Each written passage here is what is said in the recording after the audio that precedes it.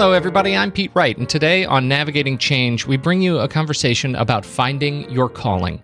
Howard Teibel and I had a chance to sit down and reflect a bit and ask each other some important questions that center on this one key topic. Where do you want to make an impact in the world? Now, our history has led us to this point in our lives, but what does it mean to lead a life of contribution? It's a little bit of a different kind of show today, so we invite you to settle back, relax, reflect, and enjoy. Welcome to Navigating Change, the podcast from Howard's back porch. Nice. The podcast with Pete Wright all the way from Portland, Oregon. That's right. That's right. New York State at the Chautauqua Institution with me. How is your Chautauqua season so far? This is sort of a perennial thing that we do here, talking about Chautauqua from Chautauqua. Couple of amazing lectures. What have you learned? Oh, George Kemble. Yeah, design thinking, George Kemble. Ready? President of the D School. I say one, you say two, I say three, you say one. That was an amazing way of showing failure. Do you want to describe it? Just take a minute. It's your big learning from Chautauqua this year. That people deserve to know. So basically, he had people. He modeled this with his son on stage. George Kemble is one of the executive directors of the D School at Stanford. And he said, one of the things we have to get more comfortable with is this idea of failure. So he had his partner stand up, and all you do is you say one, your partner says two, you say three, then your partner says one, then you say two, and you accelerate this, and you end up messing up. A lot. Yeah. And then he had us stop and he had us reflect on what the experience was like messing up. The first thing they said was they would laugh, like this emotional release of laughter, followed by this awareness of embarrassment. And he talked about, in all the times he's done this, years and years, no matter what culture it is, people's bodies even turn away from each other. It's like there's this sense of, oh my God, I just failed. He had us then do it again after pointing this out, and it was snap, two, then you say three, then the other person snaps. So the one is supplanted by a snap, replaced by a snap. What was amazing about the second time through is that now that we were aware that we have this tendency towards negativity around failure, it was so much easier because he also had us, if we failed, he had us raise our hands in jubilation and say, ta-da, ta-da. And I was so much more effective with my partner the second time through. Once we could laugh about it. It was more fun. Yep. Basically, it's the fact that this idea of failure is so ingrained in us, this avoidance of failure. Who were you doing it with? Was it another stranger that was sitting next to you? Complete stranger, who basically, when we were done, she left immediately. Like she didn't want to be. I think she was afraid of doing another exercise with me in particular. I can relate to that. I was doing it with my wife, and I'm curious about your experience because I would never have done it with my wife. I can relate to that too, especially now that I've done it with I found myself. And, I've known my wife for a long time. And, we've been married 18 years, but we've been effectively together for 30. And I feel like I was more embarrassed and filled with shame, that unconscious shame, doing it with her than I would have been with somebody a stranger. I didn't know. That's interesting. Isn't that interesting? I think it's interesting when you think about how it relates to you working on a team with somebody who's a colleague and a friend, people who you've been working with for years. Yeah. Isn't it interesting to think about how we we may carry an unconscious fear of failure because of the relationship that we have with people that we know very well. Yeah, that's a whole other level of that. That would have been a great question for him. Yeah. How is it different if you're doing this with somebody that you know versus a stranger? Howard, we should get him on the show. Let's table this for now. I've already put the word out. He's a fantastic individual. I hope to see him here. We've got a little bit of a different kind of podcast today. We're talking about callings. Do you want to set us up? This is something you've been noodling over for a while. So I've been thinking about purpose, as I think about the work that I do. There's all different domains. There's the domain of purpose around being a father or being a husband, and then there's purpose around work. If you step back from making a life in those different domains and you say, all right, what does it mean to have a calling? That's a really interesting question. I mean, there's people that we can look at in history and point out they had a calling. Whether it's John F. Kennedy, I think I'd say there was a sense you could tell a story about what his calling was. Or Martin Luther King, that's a really good one that has made its way through history in our culture. But then you think about Steve Jobs. Right, exactly. But then we look at the rest of us, right? The rest of us lay people. Schmucks on a porch. There's two right now. It's like, all right, so what does it mean to have a calling? And here's why I think this is relevant. And it's relevant to anybody. This happens to be a podcast for higher education leaders or people that are practicing in the space of higher education, or even independent schools, K through 12. There's having a calling to do something. I just thought of being a teacher. Mm-hmm. Right. One way to measure calling for being a teacher is that they're not doing it for the money. There's a reality of we grow up in the world, and then to take care of aspects of our lives, we have to make money. When those things align with things that we care about, and we can take care of the people in our lives and ourselves and do something that we love, there's a certain synthesis in this. But there's a deeper question here, because I think when we look back, if I look back 20 years from now, God willing, say, all right, did I step up to do what was meaningful to me? Right. That is a question we often don't ask. And I'd want people in my life, people in education, people are looking at this constant change to start asking themselves, or maybe continue asking themselves in a more deeper way, am I living a life where I look back and I'm going to say, I made a difference? Yeah, I look at you in particular, and so many of us, right, who've been doing something in the field for many decades, coming to this question and asking, have I been doing something that aligns with my calling all these years? Am I discovering something new about what I'm doing that aligns with the influence I want to have on the world? We all have thumbs, and where we apply the pressure of our thumbs is the influence that we have, the stuff we can touch. And that does that align with what it's going to say on your tombstone? And I would say that I'm more in that question today than ever. That discovery of what is my calling? You and I have talked about this idea of provoking the avalanche. Right? If there is an avalanche coming, or if there's avalanches that will appear at different times, and I'm speaking specifically in the domain of education, what's my contribution in that space? And you could ask that if you're a college president. You can ask that if you're a trustee. You can ask that if you're a professor or administrator. What contribution am I looking to make versus getting through the day? And today I think it's harder than ever, because there are so many things that show up that in the course of our week, when we look back even on our week, I think most of it for most of us is putting out fires. Right. And at some point we have to decide if we're going to find a way to not let that consume us.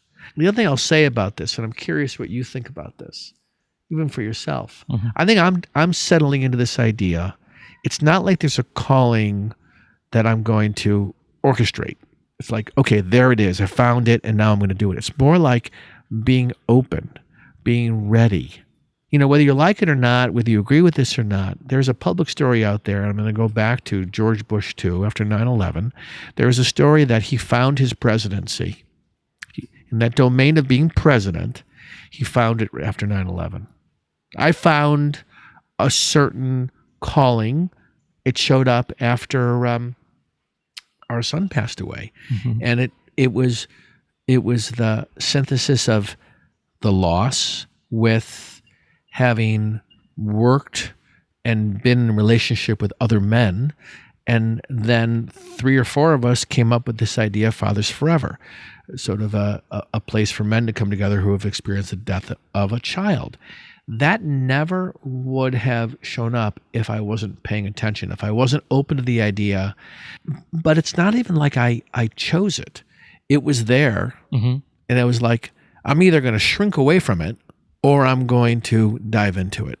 How does your experience, and we'll say your active choice to jump into it, how does your experience there align with what you see sort of forming as your calling, as you think about this stuff, as you sort of pour yourself introspectively into this question of calling with the work you do in higher ed and the work you do to support your family and your kids. Like how are these things coming together for you? Fathers Forever, on the surface, it's a very different kind of organization than going in and working with institutions of higher education. It's completely different. Right. Yeah. So how do those things align? Having this awareness of this idea of a purpose or a calling or whatever you want to call it is present. Yeah, one way I could say it's in the background, and what I'm doing is I'm choosing to put it in the foreground.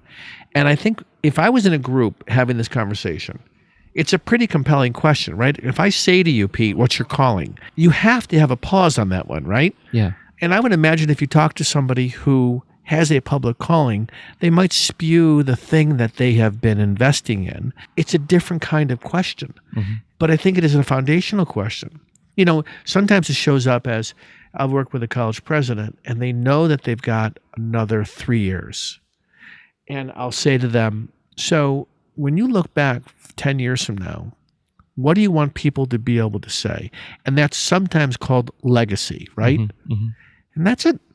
For some, and this is my experience, at the Chautauqua Institution, the new president's here. He's been on the job for 6 months. And the previous president, towards the end, it was like the amphitheater. The new amphitheater was something that he wanted to be able to say that on his watch, he did what he could to shepherd that thing in. Right? He can look back and say that he made that happen. Calling is even bigger than that.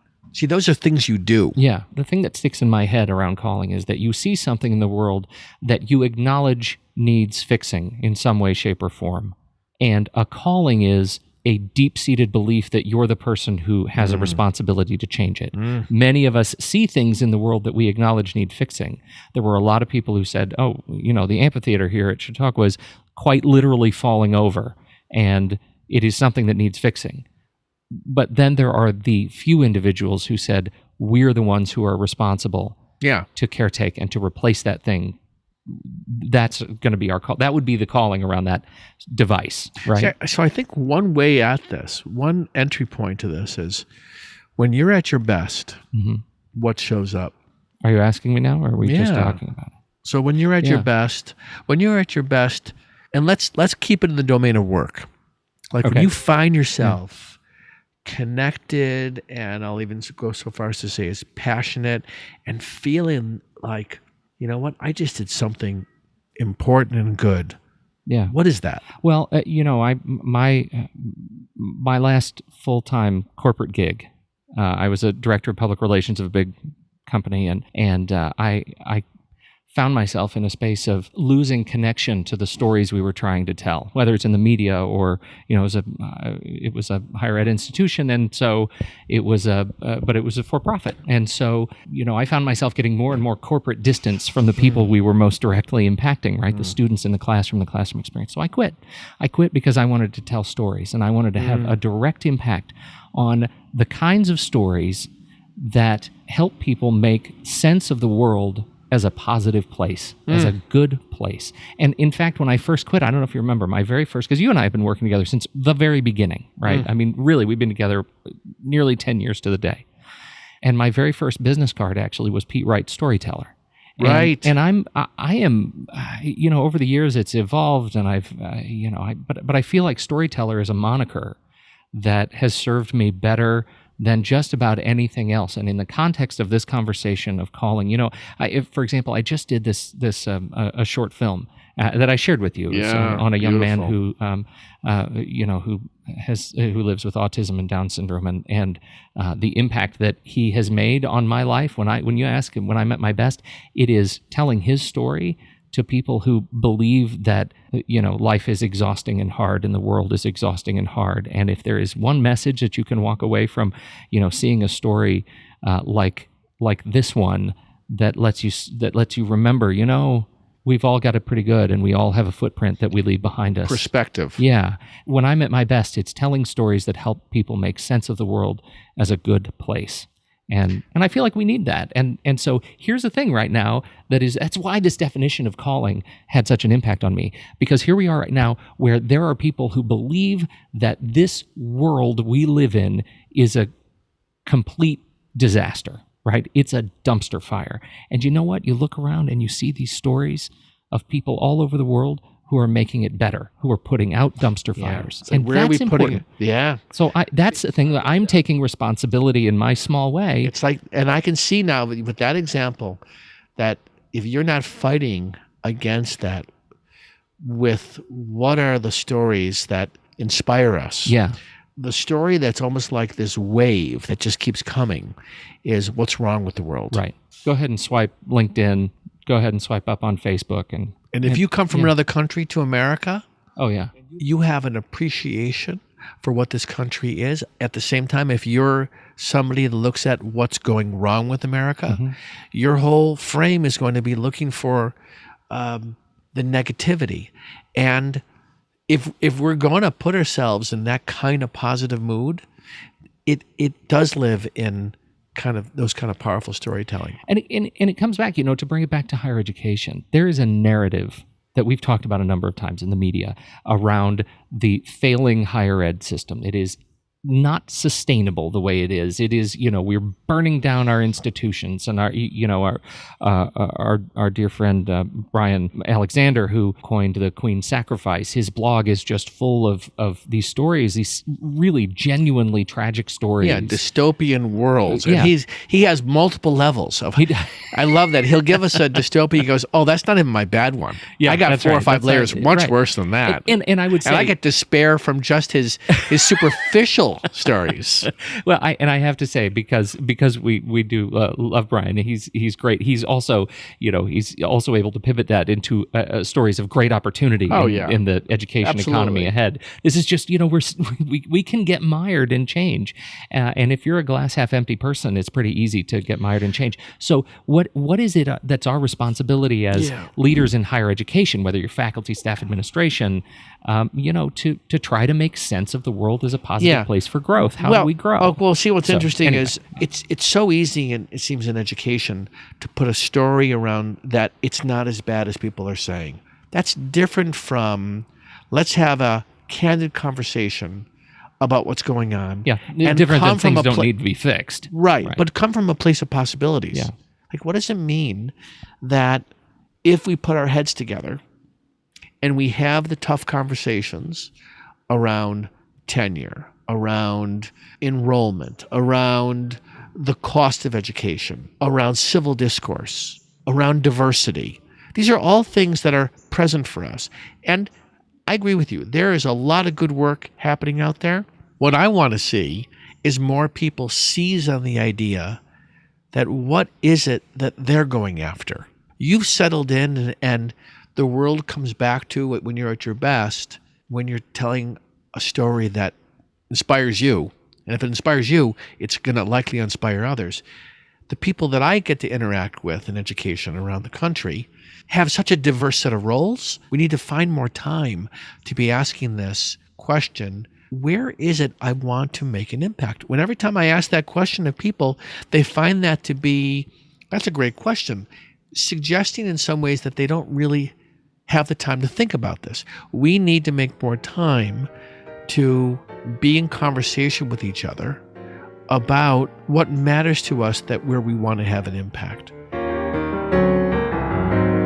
Okay, I admit it. This conversation went on much longer than he and I had anticipated. And so we're calling this part 1, and we will continue in a future episode. As always, thanks for your time and your attention. On behalf of Howard Teibel, I'm Pete Wright, and we'll catch you next time right here on Navigating Change, the podcast from Teibel Education.